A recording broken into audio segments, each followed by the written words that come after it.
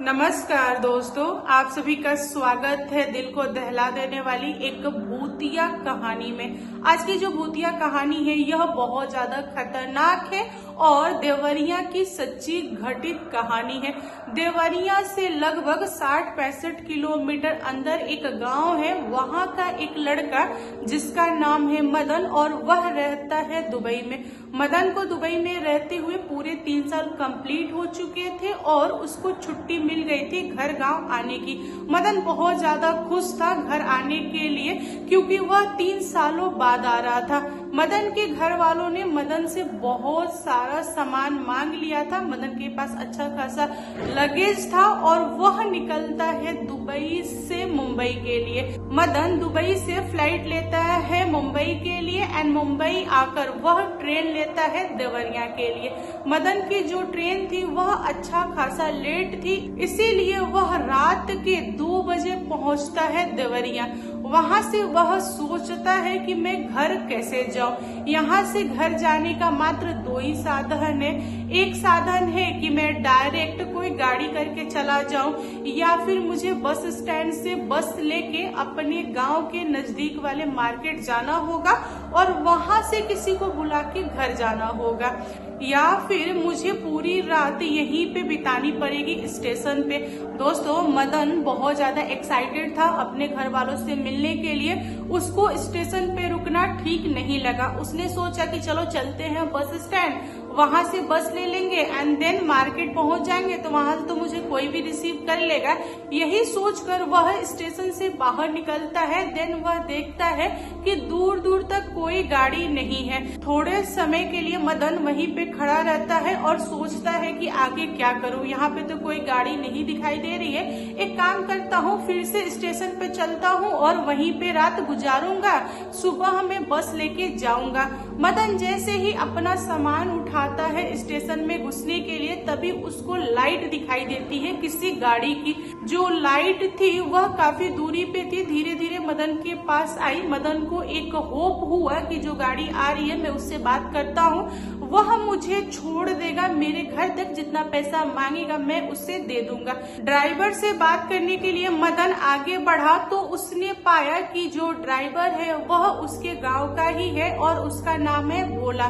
मदन खुश होके भोला को गले लगाता है और बोलता है कि भोला भाई, तुम बहुत ही अच्छे टाइम पे आए हो, चलो घर चलते हैं। मैं यहाँ पे काफी टाइम से खड़ा था लेकिन कोई गाड़ी नहीं मिल रही थी और देखो ना मेरी ट्रेन काफी ज्यादा लेट है।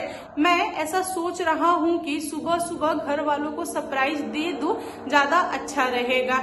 जो भोला था वह मदन से मिलके बहुत ज्यादा खुश हुआ और उसने बोला कि ठीक है भाई चलो। भोला के पास जो गाड़ी थी वह एक पिकअप गाड़ी थी, इसीलिए सारा सामान पीछे चला गया और भोला गाड़ी चला रहा था और जस्ट उसके बगल में मदन बैठा था। ये दोनों निकल जाते हैं देवरिया से घर के लिए और रास्ते में ये लोग बहुत सारी बातें करते हैं। भोला मदन को गांव के बारे में बताता है, गांव की चीजों के बारे में बताता है एंड गांव के सारे लोगों के कुशल मंगल वगैरह सब कुछ बताता है। जैसे ही मदन का घर आया, भोला ने मदन को द्वार पे उतारा और बोला कि ठीक है भाई तुम जाओ, मैं तुमसे बाद में मिलता हूँ।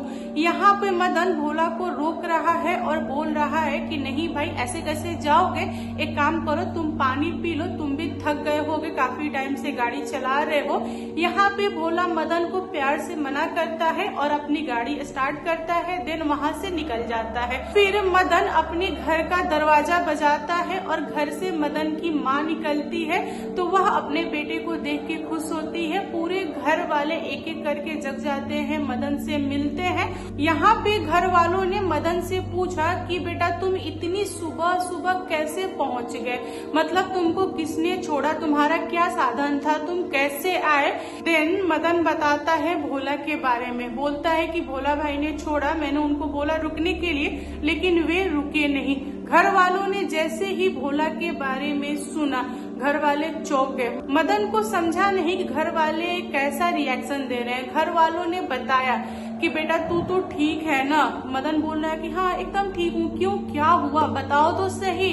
यहाँ पे मदन की माँ ने मदन को धीरे से बताया भोला के बारे में। उन्होंने बोला कि भोला इस दुनिया में नहीं है, भोला को दुनिया छोड़े हुए करीबन 2.5 साल हो गए। तुमको वह कैसे मिल सकता है, कैसे दिखाई दे सकता है? नहीं, यह चीज संभव नहीं है। यहाँ पे जैसे ही मदन ने सुना कि भोला इस दुनिया में नहीं है, मदन वहीं पे बेहोश हो गया। घर वाले बहुत ज्यादा डर गए। घर वालों ने कोशिश किया कि मदन उठ जाए, लेकिन मदन नहीं उठ रहा था। आखिर में डॉक्टर आया। डॉक्टर ने मदन को देखा तो डॉक्टर ने बोला कि इनको सदमा लग गया, इसी की वजह से ये बेहोश हो गए। आप लोगों ने आखिर ऐसी कौन सी बात बता दी जो इनको सदमा लग गया?